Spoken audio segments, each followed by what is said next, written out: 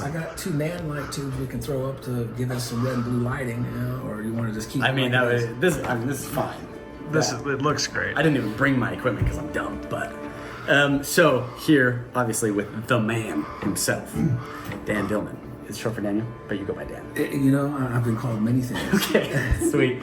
Depending on when you met me in life, I could be Daniel, I could be Danny, or I could be Dan. That's cool. And then I could even be Mr. X. So okay, sweet. Just depends. Do you identify like different parts of yourself or stages of life with those different things? You know, I associate when I met someone at those different stages, but you know, I'm a multi-dimensional dude within the sense of who I am. Sure, yeah. And the character or the persona or the mask, as some of the ancients would say, that I am wearing at the time, you know, that I'm meeting with someone or doing things, right? Because I have my husband mask, I have my dad mask, I have my treasure hunter, researcher, UFO, paranormal. All these are me, but different layers, right? You know, that make the me or I or.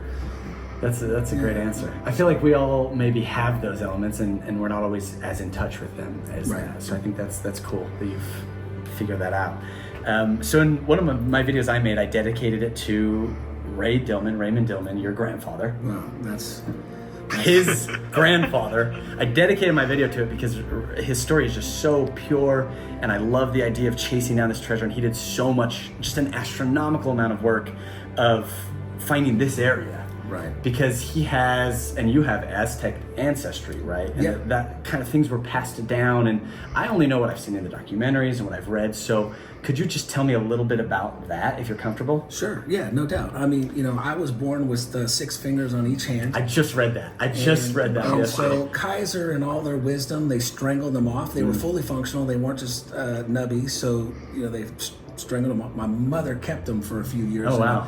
In a jar.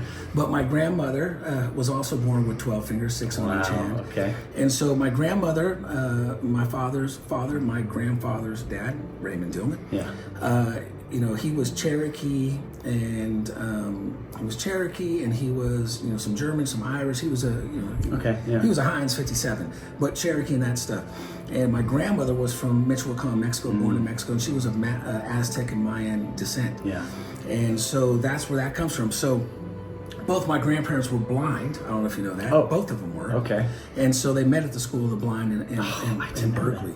Now I'm probably getting off track. No, but these are great things. I love hearing about this. Yeah, these are little tidbits.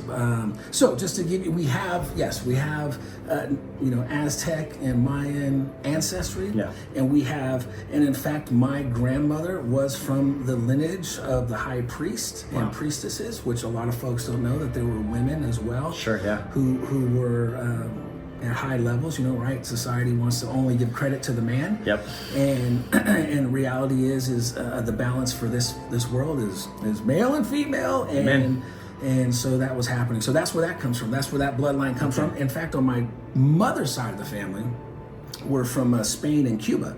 Okay. And so with a Diaz last name. So in fact, my grandmother is a descendant of the conquistadors. So we hold the bloodline of both sides of the saga. That's crazy. So that's that's where that comes from. And you know, there's a lot of information that my grandfather definitely learned from my grandmother's father. Okay. And her side of the family, and even from my grandmother's mother, my great grandmother. Which she was a practicing medicine woman. Okay. I ain't gonna lie, when I was a kid sometimes, and a little kid, and we'd be brought there, you know, I'd be like, what's this stuff going on? Yeah, what's going down? So we are so connected to that. We're so that world, yeah. Please make sure to edit, because I'll get stuck sometimes. The 7 finger thing is really interesting. 6 fingers, sorry. If I had 7 now, I'd be amazed. Even more.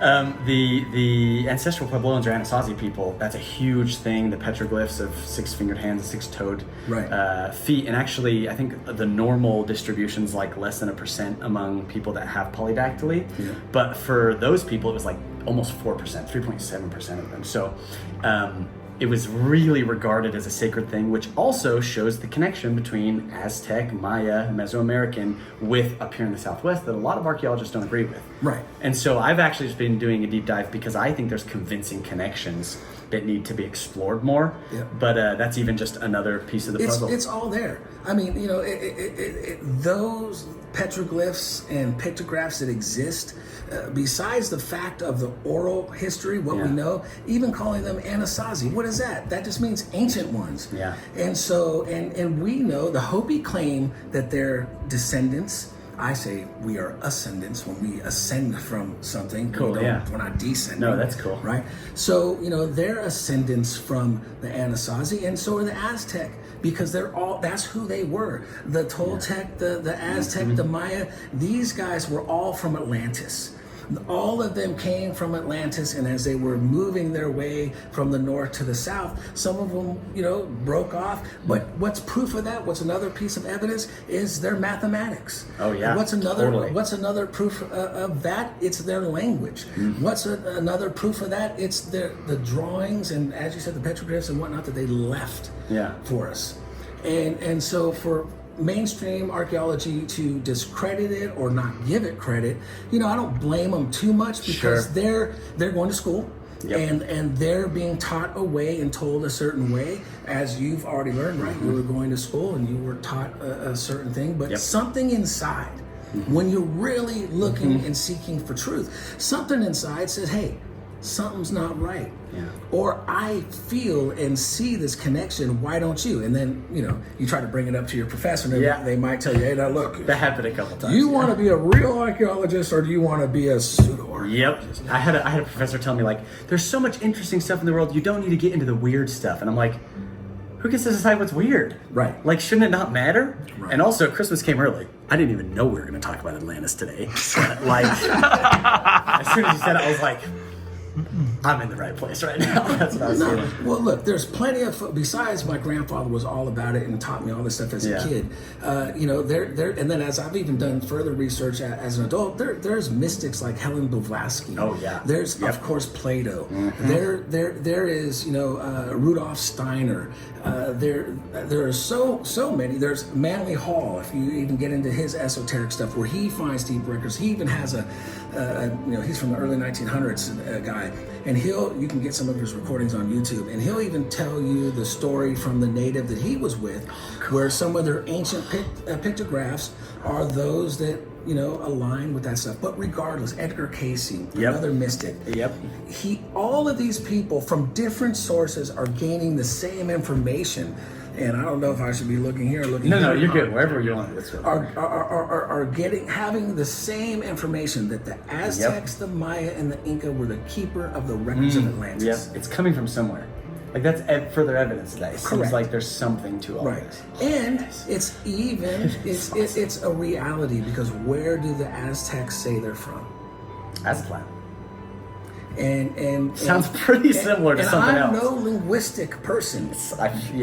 But I think even a true linguistic expert will have to say, when they go to break down the roots and everything about the name, there's a connection there. Yeah. And it's a connection that makes sense. It feels right, and it is right. So how do we get these other folks saying Atlantis is connected? So the Aztecs and the Maya and the Inca were keepers, especially the high priest. Keep in mind, these guys weren't the normal, you know, citizen, right? Sure. And not that everyone's not special, because but these guys were the keeper of the ancient records. How did they know the mathematics? They didn't just have records; they knew the information, right? Yeah. Today we have all kinds of things at our fingertips. Just because I can look up astrophysics and I can look up quantum physics on my computer does not mean I understand it and I can apply it. Yep. But it means you need to be taught. Yes. So not just the records, but an actual line of education through. Correct. That's what it seems like. Correct. Yeah. And the Aztecs had a school for that.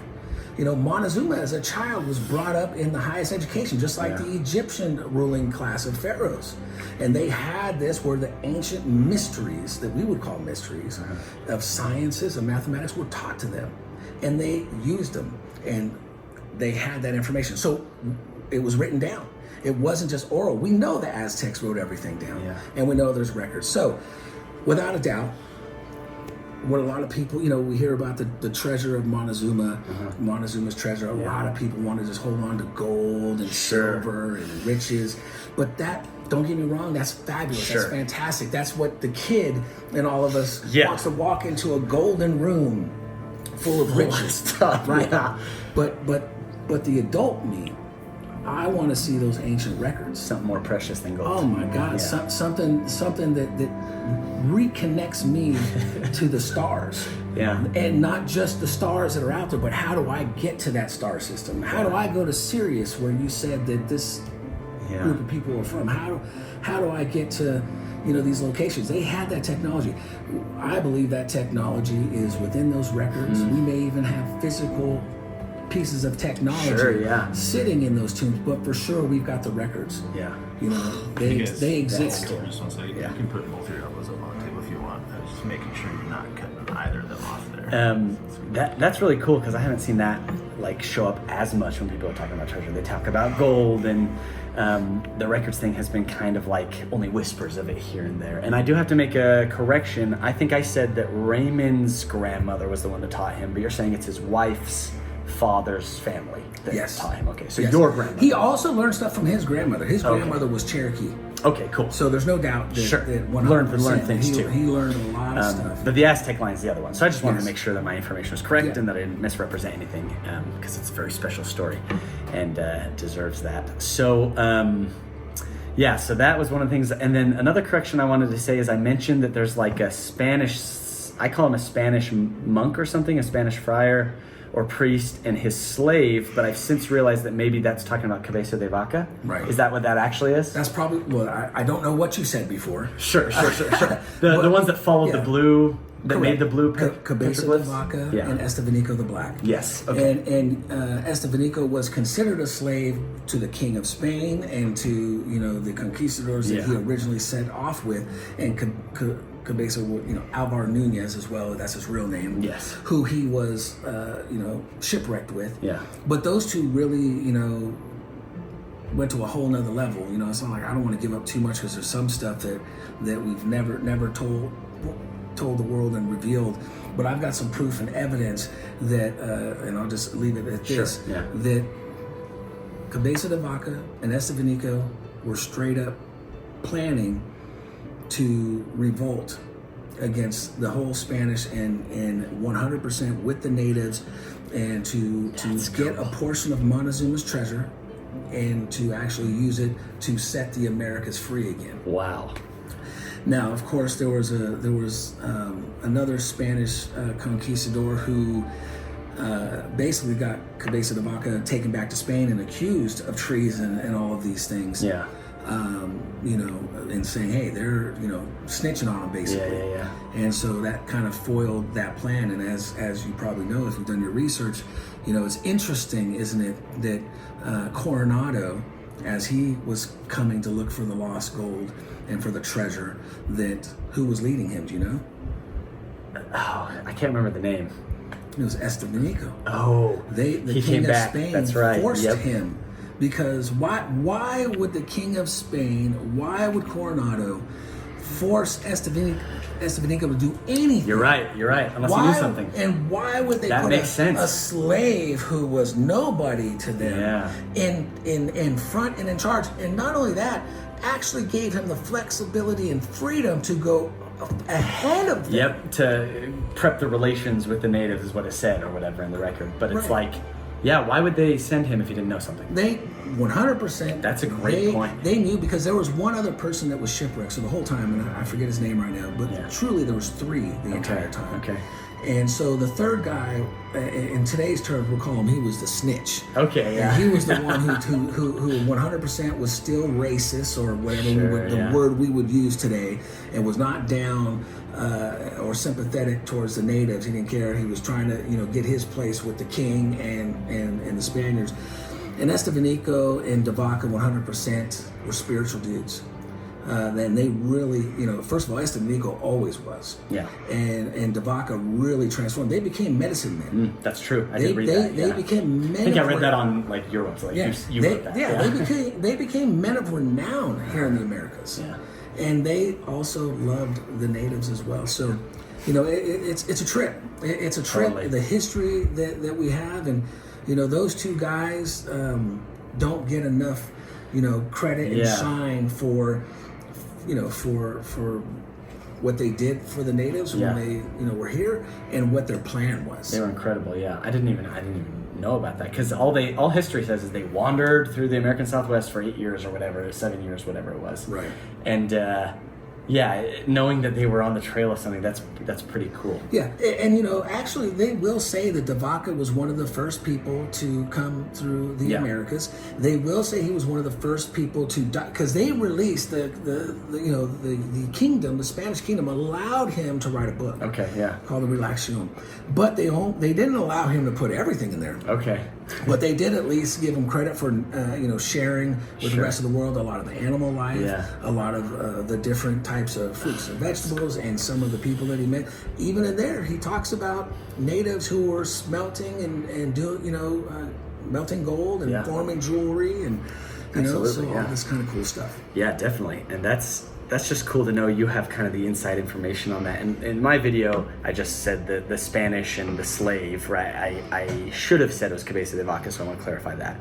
And that they were the ones that kind of put the blue petroglyphs around the Southwest, and those worked into what your grandfather was following or something like that. Yes. Is that correct? Those are the things that we uncovered at a location, and we absolutely know who created those markings. Yeah. Also, they would do giant crosses. Mm-hmm. So giant crosses were also markers that were left in those petroglyphs and other things. Yeah. And other things, but yes. Cool. So I have another question, and you can tell me if you want to answer it or if I should just cut this whole part out. It was something that Lon Child told me, and he said that, this might be in one of the documentaries, but that on the Judd Ranch, as they were digging, they did uncover another tablet additionally, or something like that, with a map.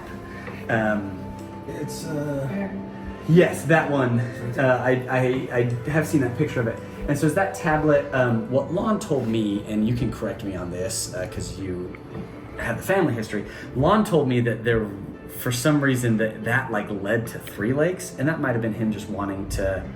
No, that tablet didn't lead to Three Lakes. Another set of petroglyphs is the one that did it, and it's three circles. Okay.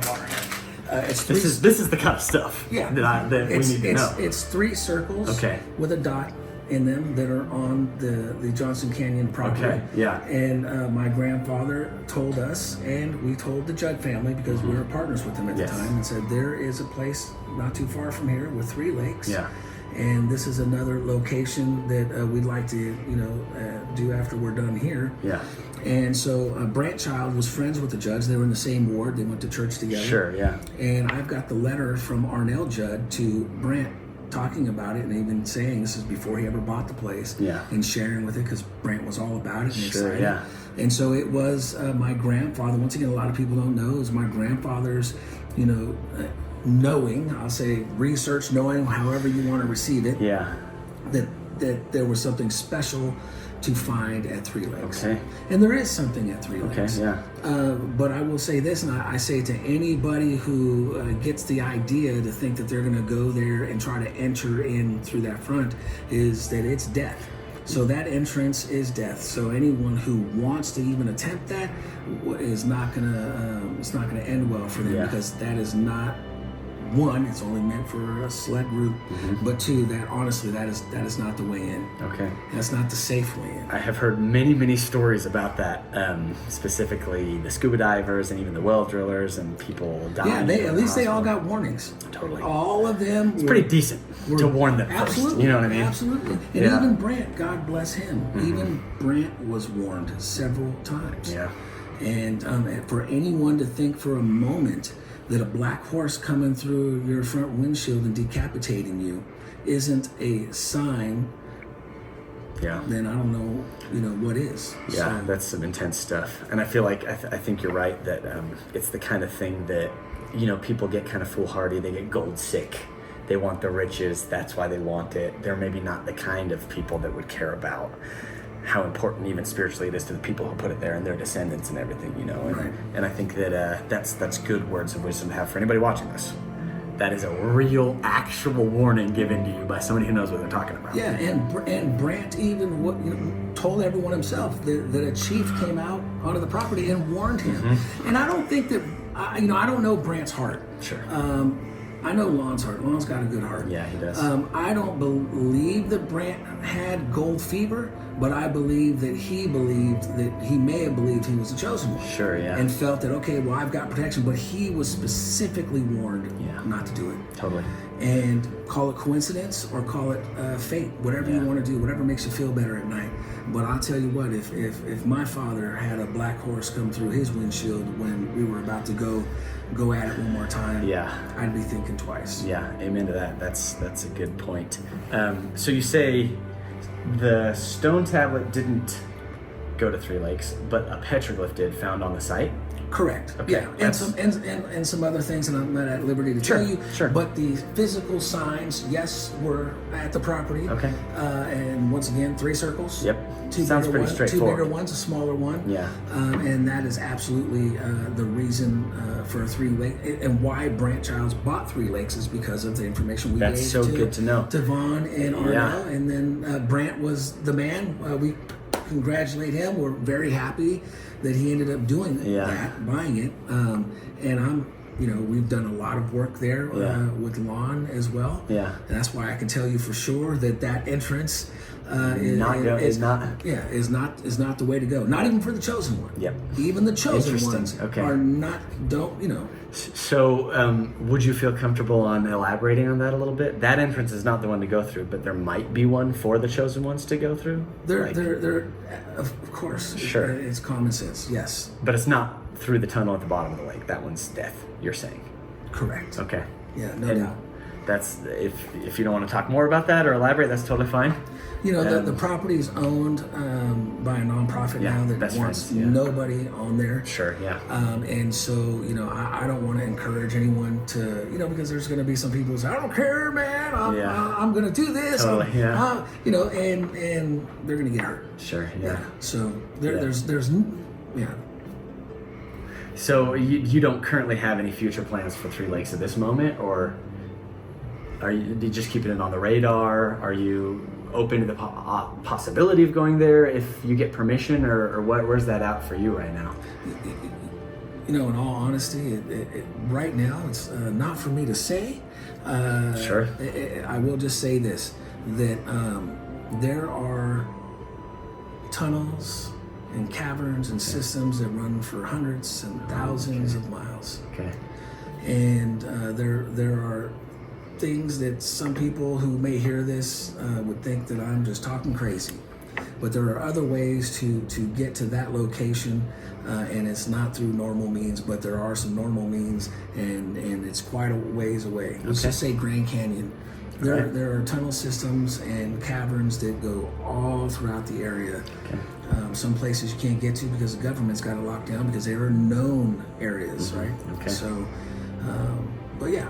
No, thank you. So that is absolutely sufficient, I think, for our ends to hear that. And so I guess, I'm sure I could ask you questions for hours and hours and hours, and you'd have more than enough to say. But I guess, do you have any kind of just like, to the people that would watch a video like this, to people who love legends and stories, to people who maybe have been doing this their whole lives or are just barely starting, or just want to find some childhood wonder in reliving the past, what would you tell them if they were right in front of you? Yeah, I would tell them to keep looking, keep seeking, because you will find. There are so many things to uncover and find in this world that are hidden to those who aren't you're not looking, you'll never find. So life is way more adventurous and mysterious and fun and exciting than just having your 9-to-5 job. Have your 9-to-5 job. Do what you got to do to pay your bills, but make sure to set time aside for some adventure and for some fun. And there are still things being discovered daily. I'm sure you're aware that they just discovered some Mayan ruins of a water filtration system a few years ago. that they just uncovered, and they're going, oh my God, their water filtration system is more advanced than ours, or we're just getting there with how, right? Wow. They're just discovering new temples. They're discovering, there's a lot of things that are discovered that you never hear about.